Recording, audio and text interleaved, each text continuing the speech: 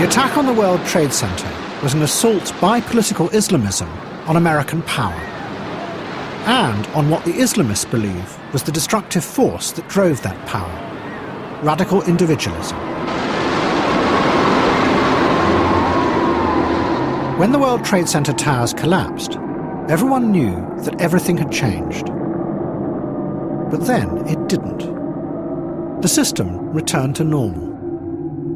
And the heroic individual who did this, and who bent history to his will, was Alan Greenspan. And he became the most powerful man in the world. As we struggle to make sense of our profound loss and its immediate consequences for the economy, we must not lose sight of our longer-run prospects, which have not been significantly diminished by these terrible events.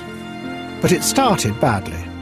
A week after the attacks, the American markets opened again. Dealers waited to see what would happen. Our heroes will now open the marketplace, the green button. It was a disaster. Immediately, the market suffered the largest fall ever in its history.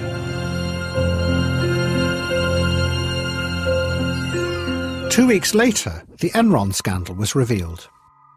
And it quickly became clear that it was only one example of a vast corporate fraud. Since the early 90s, many major corporations had faked profits and hidden their debts, helped by some of the major accounting firms. It seemed as if the American economy might collapse. Greenspan took action. He dramatically cut interest rates again and again. His aim was simple: to encourage American consumers to borrow and spend. They and their desires were going to be the machine that stabilized the system. Well, Hugh, today's rate cut is the culmination of an extraordinary few days for central banks. It's all part of a concerted global effort to bolster consumer confidence and make sure those consumers carry on spending money, because that is what's keeping economies afloat at the moment. It was an enormous risk.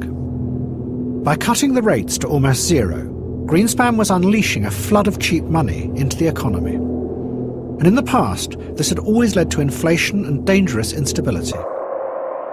But this time it didn't. A vast consumer boom began, bigger than anything ever before in history. But there was no inflation. Everything remained stable. It seemed that the system could manage itself without direct political control. But it was an illusion. The reason for the extraordinary boom was the very opposite. It happened because of a giant exercise of political power by an elite thousands of miles away on the other side of the world.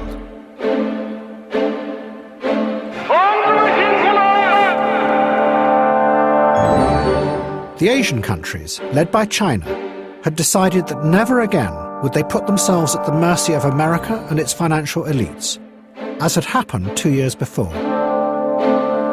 So the Chinese Politburo created a system to manage America. They deliberately held their currency's exchange rate at a low level. This meant that their exports were cheap, and Chinese goods flooded into America. And to pay for them, American dollars flooded into China. But instead of spending the money on their population, the Chinese leaders immediately lent the money back to America by buying government bonds. It was a perfect system of cheap goods and cheap money flowing into America, all controlled by the Chinese Politburo. And it was this that created the stability.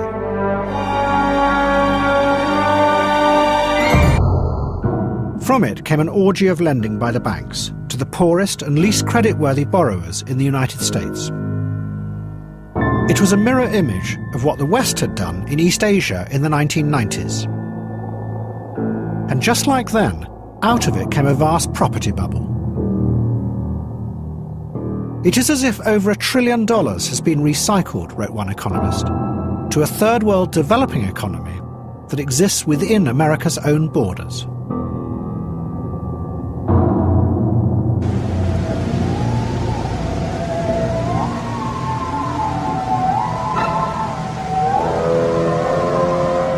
Chinese money had led America into a dream world.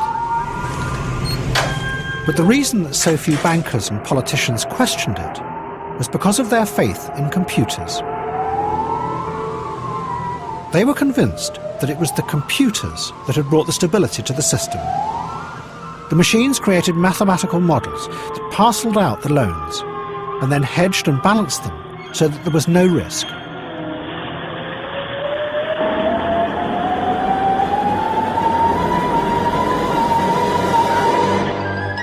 But then, in 2008, that dream collapsed. Alan Greenspan's vision of a new planet and Gordon Brown's promise of no more boom and bust were revealed to be fantasies, built on a wave of financial speculation. That speculation had happened because those running the financial sectors, in America and Britain, had promised that they could create a new kind of market democracy that would be stable.